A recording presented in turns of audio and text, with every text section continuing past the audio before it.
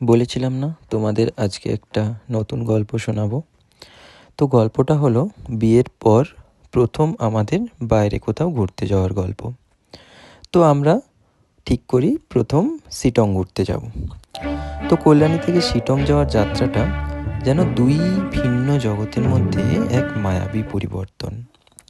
কল্যাণী থেকে শুরু, পরিচিত রাস্তা, শান্ত পরিবেশ, সব কিছুই যেন খুব আপন। কিন্তু ধীরে ধীরে উত্তরের পথে এগোতে থাকলে দৃশ্যপট বদলাতে শুরু করে। সমতল ভূমি মিলিয়ে যায় পাহাড়ের ঢালে, আর হাওয়ায় আসে এক শীতল স্পর্শ। আর তার সাথে বৃষ্টি তো আছেই। শুরুর থেকেই বৃষ্টি শুরু।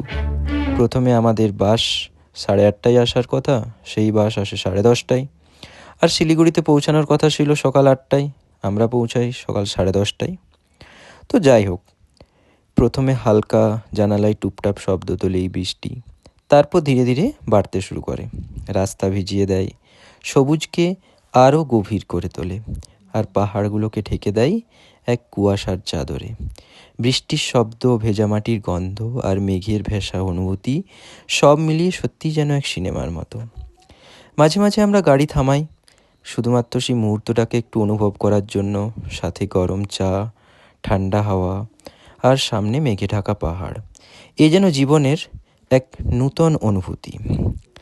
তো শিটং পৌঁছানোর সাথে সাথেই বৃষ্টিটা কিছুটা কমে যায়। মেঘগুলো যেন পাহাড়ের কোলে খেলতে শুরু করে, আর চারপাশে নীরবতা আরও গভীর হতে শুরু করে। তা যাই হোক, আজকের থেকেই ভ্রমণটা আমাদের শুরু।